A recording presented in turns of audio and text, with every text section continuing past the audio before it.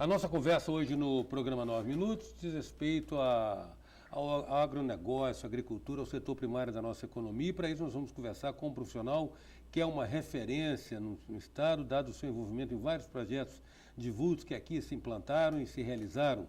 Eu me refiro ao Jorge Luiz Silva, ex-presidente da Sociedade Espírito Santense de Engenheiros e Agrônomos e também um dos dirigentes destacados das instituições que representam a agronomia capixaba. É com Jorge Luiz Silva que nós vamos conversar agora.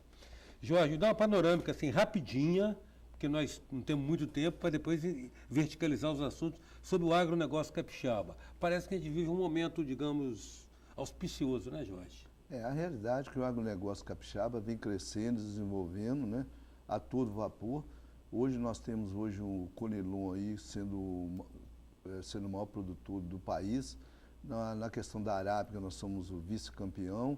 Temos aí, por exemplo, a maior produtividade de látex. Saímos aí de uma produção de 8, 10 sacas de café há 12, 15 anos atrás para 100, 120 sacas de Conilon, tudo com inovação tecnológica, com participação do técnico agrícola, do engenheiro agrônomo e com um trabalho, né, muito bom do produtor rural, da conscientização e buscando aí um equilíbrio ecológico, buscando sustentabilidade. Então eu acredito que o Espírito Santo vem vivendo um bom momento. Ô Jorge, você lidou com um cenário diferente ao longo desses 3 décadas e tantos que você tem nos campos capixabas, né? Você acha que essa consciência, o advento de uma consciência ambiental atrapalhou, ajudou? Porque parece ser inevitável, mas atrapalhou ou ajudou o produtor? Não, ajudou muito. Ajudou? Por quê? Porque o produtor, de um modo geral, ele está consciente da necessidade de preservar ambientalmente e de se destacar com técnicas que fornecem, por exemplo, produtos sadios para o homem, não só do campo, mas para o homem da cidade. Então, o que tem acontecido é o seguinte, ele tem se preparado e, infelizmente, o que tem acontecido no nosso estado, como no país, são muitas dificuldades em termos de interpretação das leis e do licenciamento ambiental. Há muitas dificuldades para se licenciar uma questão hoje a nível de exigência ambiental no campo. E, às vezes, para se ter uma outorga d'água, um licenciamento de outorga d'água, de uso para irrigação, às vezes demora aí 1 ano, 1 ano e meio, 2 anos para se obter isso no nosso estado, no nosso país. E, às vezes, numa região muito pobre, lá da África, se consegue com 15 dias, 20 dias. Então, existe uma necessidade muito grande de se desburocratizar isso em função da necessidade de se produzir alimentos mais saudáveis, né, e mais baratos para a população. Agora, você falou, aí agora você me remeteu a uma questão que você tem um posicionamento com relação, eu não estou pedindo você enquanto representante de nenhuma entidade, mas você pela sua vivência de agrônomo, com relação ao novo Código Florestal, no que diz respeito a desmatamento de beira de rio e topo de morro? Eu acredito que as decisões hoje com relação ao que está aí, ele beneficia o Estado do Espírito Santo, beneficia o produtor do Estado do Espírito Santo e está coerente com as técnicas a serem desenvolvidas, porque ele preserva a cobertura onde há necessidade de preservar a cobertura. Ele preserva as nascentes e ele preserva os rios e os córregos. Então, de um modo geral, eu entendo que ele é salutar. Não é o agradável em termos perfeitos a níveis ambientais, mas também não é o desagradável em termos de produção de alimentos. Tá, agora uma questão que nós somos aqui, parece que o urbano tem esse sentimento de que realmente que os olhos não veem, o coração não sente, né? A questão do agrotóxico. O agrotóxico sempre foi uma questão muito séria no país e hoje cada vez mais séria. Porque, primeiro, nós temos profissionais devidamente habilitados, como engenheiro agrônomo, até mesmo técnico agrícola, dependendo da formação da sua grade curricular ou de onde ele estuda, porque você vai ter escolas que dão preparo para esses profissionais e eles saem com responsabilidade civil e criminal sobre o aspecto daquilo que vai orientar o produtor. Por outro lado, existe ainda produtores, certo, que renegam a participação desse profissional. Ou muitas vezes não renegam, mas eles não têm a oportunidade. Nós temos hoje, por exemplo, o INCAPé, que é o Instituto Capixaba de Pesquisa e Extensão Rural e Assistência Técnica, que tem feito um trabalho excelente dando assistência técnica ao homem do campo, dando assistência técnica principalmente ao pequeno produtor, que é responsável por 80% da nossa produção de alimentos. No entanto, nós precisamos de muito mais profissionais, nós precisamos de uma melhor qualificação dos aplicadores, e nós temos problemas seríssimos e temos, por exemplo, que muitos desses produtos são aplicados sem assistência técnica. Às vezes você tem um veneno muito forte, que às vezes o poder residual dele é de 90 dias, 120 dias, e às vezes, por ele ser mais forte, ele é mais barato. E você, às vezes, aplica numa cultura temporária. E, às vezes, ele teria que ser aplicado numa cultura perene. Por exemplo, 6 meses de antecedência, por exemplo, do uso da fruta. E, infelizmente, aplica-se esse produto em plantas temporárias. Culturas brancas, hortigranjeiras de um modo geral, hortaliças de um modo geral. Aí nós temos casos, por exemplo, de suicídios nas regiões de maior aplicação. Sim. Nós temos casos, por exemplo, que esses agrotóxicos são genicidas, são cancerígenos. O que nós precisamos é, de fato, coibirmos e proibirmos, de fato, esse uso indiscriminado. Porém, entendemos que o uso do agrotóxico, que é um defensivo agrícola, quando bem aplicado, ele vai colaborar e contribuir para a maior produção de alimentos sadios e, ao mesmo tempo, isentos de pragas e doenças. Em 9 minutos, a gente conversa com o engenheiro agrônomo Jorge Luiz Silva. Voltamos já.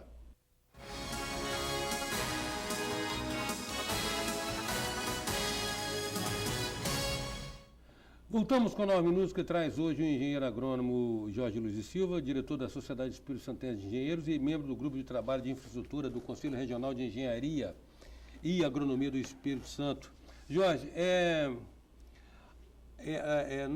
nosso agronegócio é produtivo, mas é a produtividade dele. Se equipara às boas médias de produtividade que a gente poderia ter como parâmetros, não sei, Santa Catarina, São Paulo, Rio Grande do Sul, Mato Grosso, talvez? Isso aí depende muito do tipo de cultura. Existem determinadas culturas, por exemplo, como uva, maçã, pera, onde nós perdemos por produtividade em termos de Santa Catarina e Rio Grande do Sul. Porém, na maioria das nossas culturas, principalmente com relação a café, hortaliças, hortigranjeiros de um modo geral, a nossa produtividade é bem acima da média nacional e liderando em algumas culturas. Por exemplo, café conilon, nós chegamos hoje a produzir de 100 a 120 sacas por hectare, irrigado devidamente com plantas resistentes a doenças e pragas, e dependendo do manejo e da assistência técnica que o produtor tem. E com relação ao concurso de tecnologia, o nosso produtor está receptivo e está adotando tecnologias? Há ganhos de produtividade verificados a partir da utilização de tecnologia?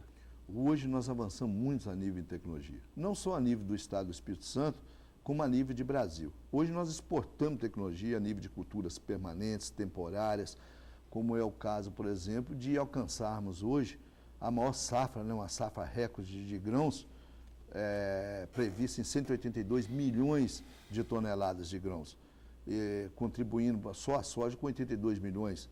Houve um aumento de 57 milhões de saca, 47 milhões de saca nos últimos 5 anos, só na produção de soja. Isso graças à produtividade, maior produção por área, graças a inovações tecnológicas, advinda de profissionais devidamente habilitados, engenheiros agrônomos e técnicos agrícolas, e a receptividade disso por parte do produtor rural.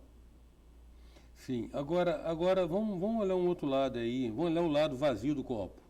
O que restringe o agronegócio hoje aqui? Hoje, infelizmente, a grande questão é a questão de logística, né? Nós temos um problema seríssimo, um dos grandes negócios... De armazenagem de escoamento? A questão nós temos poucos armazéns, nós precisamos de melhorar as nossas estradas vicinais, nós precisamos de ter aeroportos. O que tem acontecido, Eustáquio, é uma coisa incrível. O mamão nosso, às vezes, sai de caminhão aqui e vai para o aeroporto de Viracopos, em Campinas, para ser exportado para a Europa e para os Estados Unidos. Às vezes ele sai daqui, vai para Salvador e, infelizmente, nós estamos com o nosso aeroporto aqui, você sabe, essa onda vai para lá, vem para cá e não se resolve. Outra questão muito séria que nós temos é a questão de diminuição do canal de comercialização. Existem muitos intermediários. Hoje, por exemplo... A essa altura, diríamos, atravessadores. Né? Atravessadores. O que acontece? Hoje nós temos o produtor produzindo barato, vendendo o produto dele barato, e o consumidor pagando caro. E nós temos 5, 6 intermediários ou atravessadores nesse meio aí. Então nós temos que diminuir esse canal de comercialização e evitar que isso aconteça. Para isso nós temos que ter uma política agrícola definida, nós temos que ter uma política agrária definida, nós precisamos de maior estímulo em termos do produtor ficar no campo, dando habitação, construindo agrovilas, melhorando a questão, ou criando lazer em determinada área que não existe, a questão de uma educação de qualidade, porque, de um modo geral, os filhos vão crescendo, vão desenvolvendo, eles têm que ir para as cidades, eles não podem colaborar e contribuir dando sua mão de obra para o seu pai ou para o seu familiar, porque a escola ela é de péssima qualidade, a questão de saúde também é praticamente quase nula, quase falha, mas isso é uma questão que vem melhorando, mas ainda tem muito a melhorar.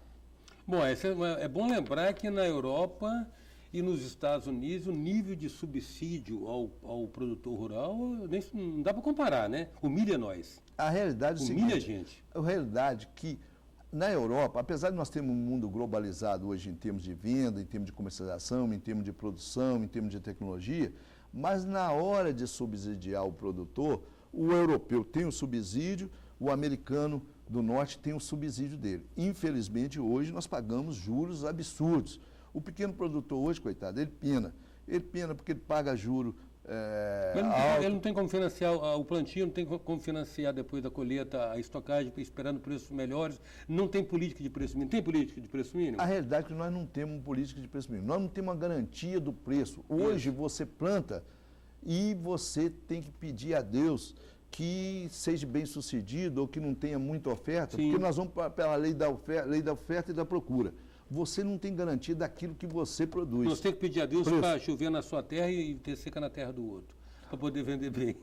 A realidade... Acontece muito com a laranja isso, né? Claro. O que está acontecendo com os laranjais de São Paulo? Os laranjais, hoje, 25% dos laranjais já deram lugar no último ano à cana-de-açúcar. Porque hoje se tem uma política muito boa para o etanol, certo? E até mesmo para exportação para a China. O que está acontecendo? O algodão já diminuiu as áreas plantadas e a produtividade em torno de 25%, e a cana está crescendo. Isso eu acredito que, se não houver uma intervenção, nós vamos ter problema muito sério com relação a essas questões futuramente. Jorge, esse é um dos temas muito fascinantes para mim particularmente, porque a gente sabe que não há nada que você veja aqui, mesmo todo o plástico e equipamento eletrônico aqui, que não tenha vindo do solo, né? Tudo vem do solo. Né? É isso aí. E já se falou que numa divisão internacional do trabalho daqui para frente, se o Brasil tiver competência, nós seremos a fazenda do mundo, assim como a China vai ser o parque industrial do mundo e a Índia vai ser o parque de serviços do mundo. Mas parece que a gente está um pouco longe disso. Eu quero te falar, por fim, depois de tantos anos lidando com isso, como é que você vê esse sentimento do êxodo rural? Por quê? Em alguns países adiantados, a gente percebe que o sujeito que escolheu, por opção, ficar no meio rural, ele não abre mão, ele tem um concurso de toda a tecnologia e todo o conforto. Aqui não, aqui parece que as luzes da cidade continuam seduzindo o homem do campo, né? A realidade é o seguinte, por exemplo, se vamos supor que você morasse no campo, sua filha ou sua esposa viesse no final de ano passar um dia dentro de um shopping, quando volta para o campo, ela volta o quê? Cheia de sonhos e não querendo voltar. Por quê? Porque aqui se vende o consumismo perfeito e se vende melhores condições de vida. O que nós precisamos, de fato, é levar a sério, valorizar mais o homem do campo, o lavrador, que traz a comida às nossas casas, que é responsável pelos nossos lanches, responsável pelo café da manhã, pelo carboidrato, pela proteína, pelas vitaminas, aquele que que conserva as suas florestas, ou que aproveita racionalmente sua floresta, ou que faz o florestamento, que é responsável pela porta da sua casa, pela cama, pela mesa, então pelo lápis, não é isso? Pela borracha. Então eu entendo que uma política agrícola, uma política agrária, uma política decente para o nosso país deve ser de conscientização, que deva haver uma valorização dos profissionais que trabalham nessa área, porque, infelizmente, até mesmo os nossos colegas profissionais, engenheiros agrônomos, técnicos agrícolas ou os produtores rurais, se sentem assim, bastante desmotivados, porque são mal pagos, normalmente o governo é o que paga pior, e é o que deveria dar maior assistência, porque é de onde saem os maiores impostos e encargos, né, subtrai aí uma condição muito grande para que o nosso povo tenha uma vida mais saudável e uma melhor qualidade de vida. Jorge, eu agradeço muito sua presença aqui no nosso 9 Minutos. Eu agradeço essa oportunidade, estamos à disposição. Em 9 minutos, nós contamos com a presença do engenheiro agrônomo Jorge Luiz e Silva, diretor da Sociedade Espírito Santense de Engenheiros. Até já.